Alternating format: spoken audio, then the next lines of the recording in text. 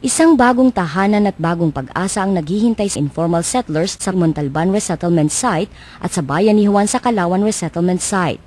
Pasalamat ako kahit papano natutukan kami na mabigyan kami ng bahay na ganito. Kahit nung araw sa pangarap lamang, ngayon po ay natupad na dahil sa Kapit Bisig.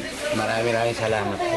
Isang bagong pag-asa ang hatid ng Kapit Bisig para sa Ilog Pasig sa mga informal settlers na nakatira sa mga estero na sumasakop sa Ilog Pasig at mga tributaries nito. Kapamilya, maaari po kayong tumulong sa pamamagitan ng pagte-text ng Give Space Ilog at isend sa 2366 for Globe, TM, Smart, Talk and Text at Sun Cellular.